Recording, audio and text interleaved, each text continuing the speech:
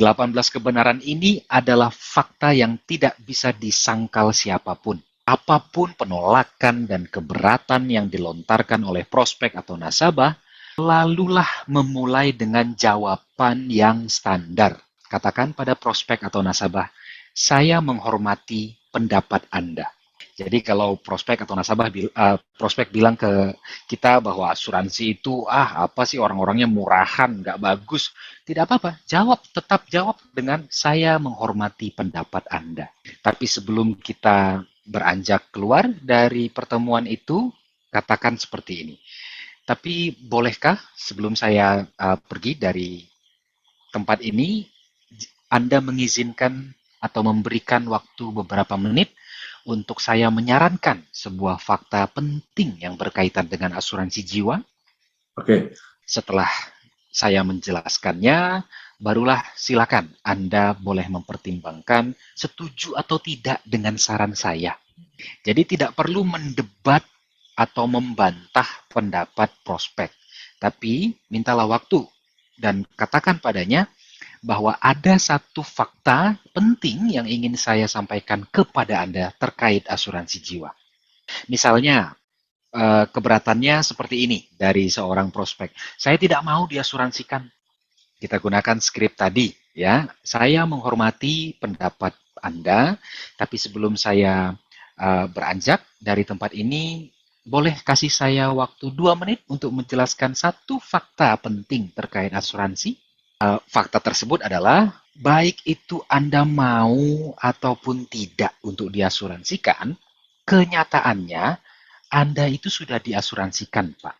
Nah, pertanyaannya, Anda berasuransi atau diasuransikan dengan perusahaan asuransi atau dengan keluarga atau perusahaan Anda sendiri? Karena saat sesuatu terjadi, pasti ada orang yang harus membayar biayanya. Kalau Anda berasuransi dengan perusahaan asuransi, yang bayar perusahaan asuransi. Tapi kalau Anda tidak ingin berasuransi di perusahaan asuransi, maka keluarga Anda lah yang akan membayar biaya tersebut. Jadi bagi saya, Bapak ingin diasuransikan atau tidak, itu bukan pertanyaan pentingnya.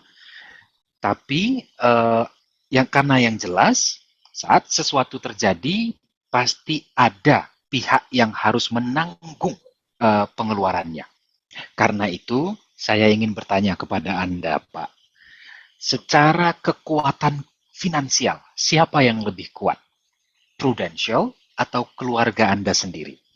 Yang kedua, kalau Anda membutuhkan pihak untuk mengelola risikonya, mana yang lebih mampu? Apakah Prudential atau keluarga Anda sendiri? Kalau Anda butuh uang dalam jumlah besar dan langsung, siapa yang lebih besar kapasitas atau kemampuannya untuk menyediakan hal itu? Prudential atau keluarga Anda?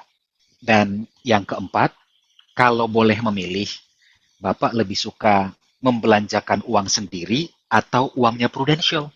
Jadi rekan-rekan, jawaban untuk keempat pertanyaan ini adalah Prudential, Prudential, Prudential, Prudential. Kemudian kita tanyakan lagi, Bapak yakin? Dan kalau dia jawab, ya, yakin. Kita lanjutkan dengan, kalau begitu, tolong tanda tangan di sini, Pak. Rekan-rekan, ini fakta ya. Jadi tekankan pada agen baru kita. Nggak perlu khawatir. Nah, dengan kebenaran yang nomor 1 ini, kita akan membuat agen baru kita jadi lebih rileks dan lebih percaya diri. Katakan pada agen bahwa tidak perlu mendebat prospek. Sajikan saja faktanya. Dan dari situ, pasti nanti hasilnya akan didapatkan. Kebenaran yang kedua, misalkan prospek berkata, saya tidak mau bayar preminya. Agen menanggapi dengan, saya menghormati pendapat Anda. Tapi faktanya, terlepas dari Anda mau atau tidak untuk membayar premi, cepat atau lambat Anda harus tetap membayar. Ya. Pertanyaannya adalah seperti ini, kalau Anda bayar sekarang, Anda bayar lebih sedikit. Kalau bayarnya nanti, Anda harus bayar lebih besar. Tapi kalau Anda tidak mau membayar preminya dan berharap pihak lain yang membayarkan biayanya, maka akan besar sekali uang yang harus dikeluarkan. Jadi kita bisa sampaikan kepada prospek, jika risiko itu terjadi, pasti ada pihak yang harus membayarnya. Kalau Anda bayar preminya sekarang, kalau Anda bayar sekarang, preminya lebih kecil karena usia Anda masih muda. Tapi kalau Anda memilih untuk membeli nanti-nanti saat usia Anda sudah makin bertambah, jumlah preminya lebih besar. Tapi kalau Anda memilih untuk tidak membeli atau mengambil perlindungannya dan meminta pihak lain atau keluarga Anda untuk menanggung biayanya nanti, maka uang yang harus dikeluarkan akan berpuluh-puluh kali lipat lebih besar. Katakan kepada prospek, sebagai orang yang bertanggung jawab, kalau boleh memilih, apakah Anda lebih menginginkan bayar sendiri hari ini, atau Anda akan meminta anak atau keluarga Anda untuk membayarkannya nanti? Biasanya prospek akan bilang, ya oke, saya bayar sendiri deh sekarang. Nah, agen bisa menanggapi dengan, kalau begitu silakan tanda tangan di sini, Pak. Ya, Kebenaran ini akan membuat agen Anda jauh lebih percaya diri ketika berbicara di hadapan prospeknya. Karena mereka tidak menawarkan sesuatu yang tidak dibutuhkan oleh orang lain, tapi justru dibutuhkan oleh semua orang lain. Dan makin dini atau makin awal mereka mengambilnya, makin banyak keuntungan yang mereka dapatkan. Kebenaran yang ketiga, banyak prospek yang akan menolak dengan berkata, saya nggak mau beli asuransi. Agen bisa menanggapi dengan, seringnya hanya diperlukan sedikit saja uang untuk memiliki polis asuransi. Sedikit sekali biaya yang harus dikeluarkan atau tidak ada bahkan untuk ya, memiliki tidak polis ada. asuransi. Oke? Mengapa? Karena kalau Anda beli sekarang dan risikonya terjadi, Anda harusnya tenang dan senang karena Anda mendapatkan pertanggungan yang lebih dari yang sudah Anda bayarkan. Pada saat masa polis ini jatuh tempo, Anda akan mendapatkan kembali semua premi yang sudah Anda bayarkan. Dan Anda pun bisa menikmati ketenangan hati selama tahun-tahun Anda mendapatkan perlindungan. Malah di era dengan tingkat suku bunga yang sangat rendah seperti sekarang ini, biaya kesempatan untuk membeli asuransi itu hampir nol. Karena nilai yang Anda dapatkan, yang dikembalikan kepada Anda, itu lebih besar daripada kalau dia disimpan di bank. Jadi kita bisa bilang kepada prospek, nggak ada ruginya, biayanya juga nggak ada, Pak. Kok nggak mau beli? Mungkin prospek bilang lagi nih, karena bayar premi itu masalah bagi saya. Kita bisa tanggapi, sebetulnya membayar premi itu bukan masalahnya, Pak. Justru tidak bayar premi itulah masalah besarnya. Karena coba pikir, kalau membayar 1 sampai 2 juta sebulan saja sudah Anda anggap masalah, apabila Anda terpaksa membayar ratusan juta rupiah, mana yang lebih besar masalahnya? Ya, betul lah. Semana yang merupakan masalah yang lebih besar. Ya, dan Kalau begitu, boleh misalnya kalau Bapak mengatasi masalah yang kecilnya, dan ya, saya yang akan membantu mengatasi masalah besarnya. Saya selalu menyoroti poin penting ini, ya. Bagaimanapun juga, premi selalu dihitung secara per tahun. Tapi biaya hidup dan biaya rumah sakit dihitung harian. Jadi, seberapapun besarnya premi Anda, kalau dibagi 365 hari, jumlahnya kecil. Akan tetapi, sekecil apapun biaya hidup dan juga biaya rumah sakit Anda setiap hari, kalau dikali 365 hari, terus dikali lagi 20 tahun, angkanya akan besar sekali. Tanyakan kepada prospek, Anda lebih pilih yang mana? Mengurus angka yang kecil atau angka yang besar? Jadi rekan-rekan sekalian, kalau misalnya rekan-rekan bisa menyampaikan dan memantapkan 4 kebenaran ini pada diri dan pikiran agen baru Anda, bisa dibilang hampir 80% kekhawatiran dan rasa takutnya sudah pupus. Nah, kebenaran atau fakta yang kelima, banyak prospek yang menolak dengan bilang, beli asuransi jiwa itu nggak sepadan. Saya biasanya bertanya balik, Anda tahu Kebenarannya seperti apa? Kebenarannya adalah banyak orang bingung ketika mereka membeli asuransi jiwa. Ya, Karena mereka tidak yakin apakah pembelian ini mau dirasakan sepadan hasilnya atau sebaliknya. Coba rekan-rekan, pada situasi yang seperti apa membeli asuransi jiwa itu paling terasa sepadan manfaatnya? ya, Pada saat Anda beli polisnya sekarang, lalu beberapa bulan kemudian Anda meninggal dunia. Kenapa? Karena baru bayar preminya sedikit sekali ya, UP-nya langsung cair semua, dapat maksimal. Tapi dengan atau tidak atau terkait dengan keadaan tersebut, justru rasanya paling tidak sepadan bagi keluarga Anda. Dan pada situasi seperti apa membeli asuransi jiwa itu terasa paling tidak sepadan? Anda beli polisnya sekarang, terus sampai polisnya jatuh tempo, masanya mature, itu tidak ada risiko yang terjadi. Tapi bagi keluarga Anda, justru itulah yang mereka harapkan. Jadi sering saya tanya kepada nasabah ya, Bapak yakin mau dapat yang sepadan? Saya biasanya menyuguhkan dua contoh ya, seperti beli asuransi mobil. Setelah setiap bulan membayar premi asuransi mobil selama 30 tahun dan ternyata tidak pernah terjadi kecelakaan satu kali pun, Anda merasa senang atau tidak? Apakah Anda akan berkata, kok bisa-bisanya aku nggak pernah kecelakaan, jadinya nggak pernah bisa klaim? Saya justru yakin Anda merasa senang karena tidak perlu mengajukan klaim. Contoh yang lain, Anda beli asuransi kebakaran untuk rumah Anda. Setelah 30 tahun, sekalipun tidak pernah terjadi kebakaran di rumah Anda akan mengeluh, komplain atau enggak? Jadi coba katakan pada prospek di asuransi jiwa, Bapak, sepadan itu berarti tidak sepadan itu berarti sepadan. Bapak mau yang mana, sepadan atau tidak sepadan? Nasabah mungkin bingung ya dengan pernyataan tadi, tapi kita lanjutkan dengan yang manapun itu, Pak, selama Anda memiliki perlindungannya, pasti sepadan manfaatnya. Jadi inilah dia solusi terbaik untuk mendapatkan proteksi yang memadai. Nah, kebenaran nomor 6. Siapa yang butuh asuransi jiwa? Agen baru biasanya bingung siapa yang harus didekati. Waktu mereka mencoba mendekati temannya yang kaya raya, mereka bilang, asuransi itu untuk orang miskin.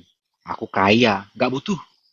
Waktu mereka mendekati temannya yang miskin, temannya menjawab, aku nih miskin, nggak punya uang untuk asuransi. Asuransi itu untuk orang kaya. Alhasil, agen tidak tahu siapa yang harus ditemui. Inilah faktanya. Orang miskin membutuhkan asuransi, orang kaya lebih membutuhkannya.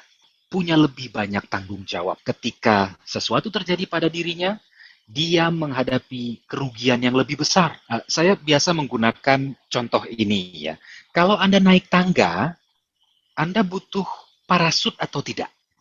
Tapi kalau misalnya Anda naik pesawat yang terbang tinggi, Anda butuh parasut atau tidak? Jawabannya semestinya butuh. Contoh lain, kalau Anda berenang di kolam renang, Anda butuh jaket pelampung tidak?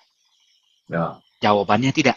Tapi jika Anda berlayar jauh ke tengah lautan, Anda butuh jaket pelampung untuk penyelamat? Jawabannya pasti butuh. Orang-orang kaya yang sangat sukses adalah orang-orang yang terbang sangat tinggi dan berlayar sangat jauh. Security and more protection. Itulah mengapa mereka membutuhkan lebih banyak keamanan dan perlindungan. Untuk orang-orang yang super kaya, mereka akan membutuhkan asuransi atau perlindungan untuk pajak harta warisan, untuk warisan donasi, untuk legacy, dan juga pelestarian kekayaan. Untuk para pengusaha, mereka akan membutuhkan perlindungan untuk pelunasan pinjaman atau KPR, untuk kemitraan, asuransi key person atau orang kunci, dan juga retensi pegawai.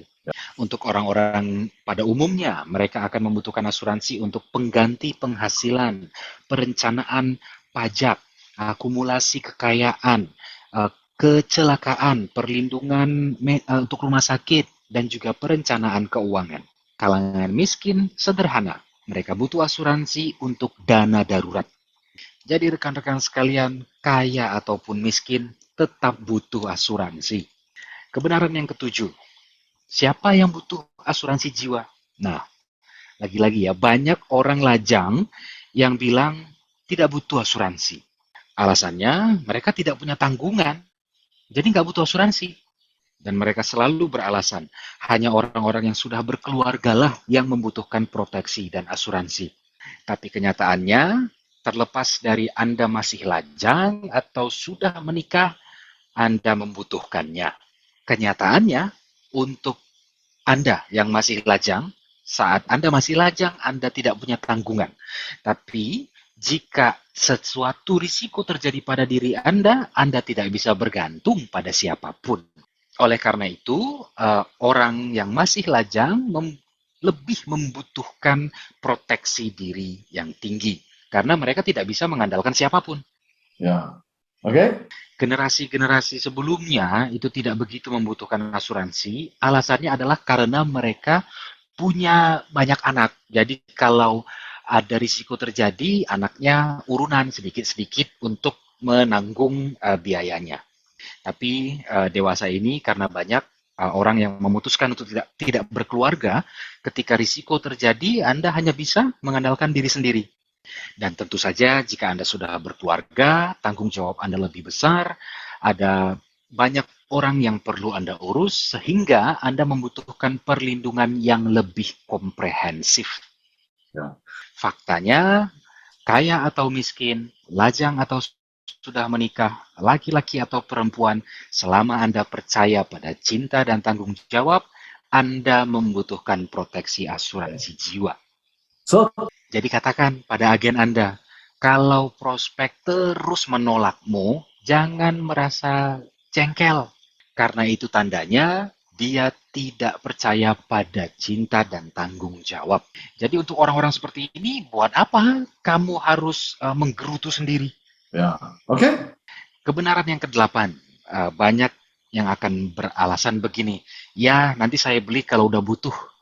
Kita bisa ajarkan agen untuk menanggapi dengan yang unik dari karakter asuransi jiwa ini, dia harus dibeli sebelum dibutuhkan. Karena begitu dia dibutuhkan, Anda sudah tidak bisa membelinya lagi. Ya. Because Bilang sama agen, kalau kamu nggak percaya, ayo ikut saya ke UGD rumah sakit. Pakai megafon, kita akan umumkan di UGD. Bapak Ibu sekalian, hari ini Bapak Ibu boleh beli asuransi terlepas dari Anda sakit. Apa, sekarat seperti apa? Saya jamin ya, pasien yang terbaring di tempat tidur rumah sakit itu akan bangun untuk berduyun-duyun membelinya. Bahkan yang koma pun akan bangun dulu, setelah beli, koma lagi. ya. Tapi tentunya kalau sudah terlanjur sakit, terlanjur risikonya terjadi, tentu tidak bisa lagi kita mendapatkan proteksinya ya. Oke? Nah, kebenaran yang nomor 9, rekan-rekan. Banyak prospek yang selalu minta waktu untuk berpikir, dan berpikir. Ketika ditanya alasannya, prospek biasanya berkata, ya saya jaga-jaga aja Pak, siapa tahu nanti kalau saya salah memilih produknya. Nah, kita bisa tanggapi dengan seperti ini. Oh iya, benar. Kadangkala bisa jadi kita salah saat membeli. Akan tetapi, kalaupun salah, itu kesalahan yang kecil. Tapi kalau Anda tidak membeli dan nanti ke depannya terbukti keputusan itu salah, itu akan menjadi kesalahan yang sangat besar dan merugikan Anda dengan sangat signifikan. Betul? Ya. Karena kalau Anda beli sekarang dan ternyata salah, apa mungkin kerugiannya? Ya paling sedikit ini ya, suku bunga yang perbedaan suku bunganya. Tapi kalau Anda tidak membelinya, ketika risiko itu terjadi atau menimpa Anda, kita terpaksa menanggungnya dengan uang yang besar sekali. Tanya kepada prospek, kesalahan kecil masih bisa Anda tangani. Tapi kalau kesalahan besar, siapa yang mau bantu? Jadi jangan terlalu lama berpikir, jangan terlalu berat berpikir. Ambil keputusan untuk beli. Saya juga akan sampaikan bahwa seringkali biaya kesempatan yang keluar karena mencoba itu kecil. Tapi biaya real yang nyata gara-gara tidak mencoba itu besar. Jadi, ayo Pak, putuskan. Mau kesalahan kecil atau kesalahan besar? Nah, yang berikutnya banyak juga prospek yang beralasan enggak butuh. Karena kalau saya sakit, saya bisa bergantung ke pemerintah. Kebenarannya adalah semua masyarakat terlepas dari negaranya selalu kekurangan dana darurat untuk segala hal. Kalau Anda ingin bergantung pada program pemerintah, itu artinya Anda harus bersaing memperebutkan sumber daya yang jumlahnya terbatas ini dengan semua warga negara lainnya. Ya, ini Indonesia. Bisa Anda bayangkan, kalau tidak ada asuransi swasta, itu berarti seorang warga negara Indonesia harus bersaing dengan 275 juta penduduk lain untuk mendapatkan layanan tanggungan kesehatannya. Dan saya sudah tanya ke beberapa leader di Indonesia ya, kalau mau pakai BPJS, kalau mau menjalani tindakan MRI, itu harus tunggu sampai beberapa bulan. Dan nggak gratis juga, masih ada biaya yang harus dibayar. Nah, pertanyaannya, mau menunggu, sanggup menunggu. Tapi kalau Anda punya polis asuransi selain dari program pemerintah, Anda punya pilihan untuk menjalani perawatan di rumah sakit swasta dan tidak harus mengantri, menunggu lama. Saya akan bagikan dua contoh yang menunjukkan arti penting industri asuransi. Ya, Gempa bumi parah yang terjadi di Jepang ya pada satu dekade silam, jumlah total yang dibayarkan oleh semua perusahaan asuransi yang ada di sana untuk pencairan klaim 2,6 triliun yen. Bisa dibayangkan kalau tidak ada perusahaan asuransi atau industri asuransi, siapa yang akan bayar 2,6 triliun yen ya, ini? Pemerintah dan keluarga yang ditinggalkan. Itu yang menderita. Saya tidak punya data statistik dari Indonesia. Ini contoh kedua ya, teman-teman. Tapi dalam 5 tahun terakhir, industri asuransi di China setiap tahunnya membayarkan lebih dari 1 triliun yuan atau renminbi untuk nasabah-nasabahnya. Lagi-lagi, kalau industri asuransi tidak ada, siapa yang akan bayar 1 triliun ini? Ya, ya, pemerintah dan keluarga yang ditinggalkan. Dan dewasa ini di Asia dalam 6 tahun terakhir, inflasi biaya kesehatan itu mencapai 8,5%. Inflasi biaya kesehatan itu melaju dengan tingkat yang jauh lebih tinggi daripada kenaikan gaji. Nah, itu zaman sekarang tidak ada satu negara pun yang sanggup kalau tidak punya industri asuransi. Karena itu perlu kita tekankan pada agen-agen kita bahwa sebagai tenaga pemasar asuransi, mereka patut berbangga. Mereka sedang berkontribusi pada negaranya. Jadi rekan-rekan, seperti yang dikatakan oleh salah seorang leader kita, ya Prudential tahun 2022 membayar klaim 13,3 triliun. Jadi tanpa kita sadari, kita telah memberikan sumbangsih yang begitu besar pada negara Indonesia. Nah, untuk kebenaran yang nomor 11, banyak prospek menolak dengan alasan saya tidak mau membelanjakan uang untuk asuransi jiwa. Kita bisa menanggapi dengan membeli asuransi jiwa itu bukan pengeluaran. Ini justru cara efektif untuk menabung. Karena biasanya cara lama untuk menabung itu adalah tabung dan ciptakan. Dan ada banyak ketidakpastian di sana. Dan butuh waktu yang panjang sekali sebelum akhirnya tabungan kita bisa mencapai tujuan yang kita inginkan. Nah, kalau asuransi jiwa justru sebaliknya. Ciptakan dulu dananya, baru tabung perlahan-lahan. Begitu Anda bayar premi pertama, tujuan keuangan Anda langsung terpenuhi. ya. Coba, siapa yang bisa terus menabung setiap bulan selama 20 tahun tanpa gagal sebulan pun? Dan berapa orang yang sanggup untuk tidak menyentuh tabungan itu selama 20 tahun?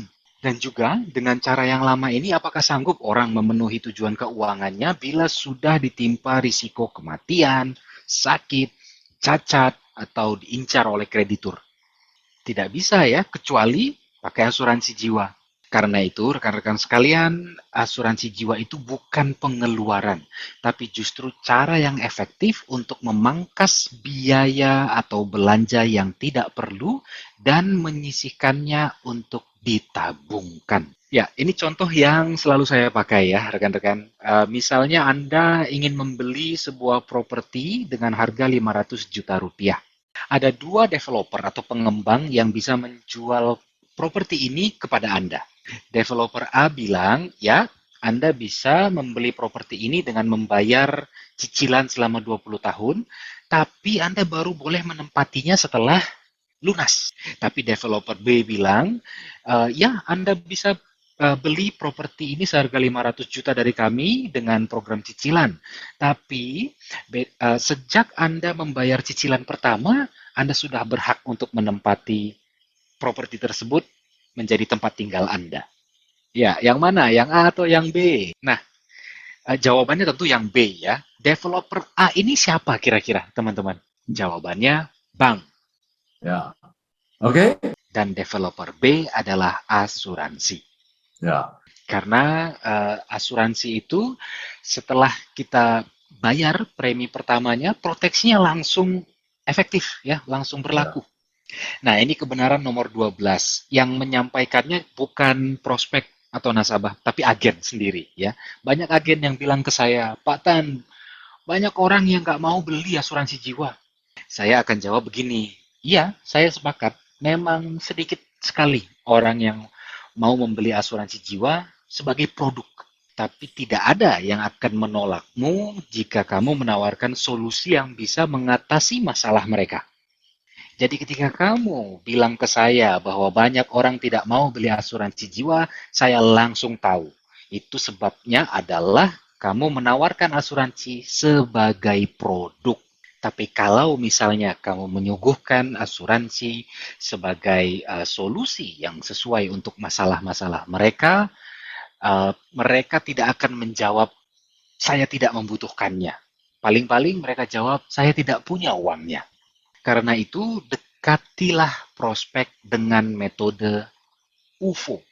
Selalu mulai dengan menemukan masalah nasabah, agar mereka bisa melihat masalah tersebut. Setelah itu, F, fix the need. Tentukan kebutuhannya, bantu mereka menentukan kebutuhannya. Setelah itu, barulah Anda offer the solution, menawarkan solusi untuk masalah tersebut. Kalau Anda mendekati nasabah atau prospek dengan metode UFO ini, mereka pasti akan suka dengan Anda. Sayangnya, sebagian besar agen begitu duduk di hadapan prospek, langsung mengeluarkan produk dan mencoba menjualnya. Jadi, agen tadi benar ya, orang tidak mau beli asuransi jiwa, tapi orang menginginkan solusi atas masalah-masalahnya.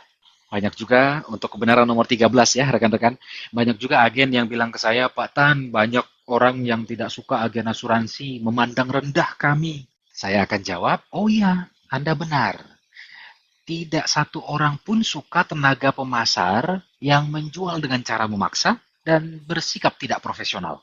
Coba saya tanya kamu sendiri. Kalau misalnya kamu mau membeli sesuatu, terus tenaga penjualannya itu tampak tidak berpengetahuan dan selalu mencoba untuk memaksa Anda membeli produknya. Kamu suka nggak? Kamu pun pasti tidak suka dengan dia, kan?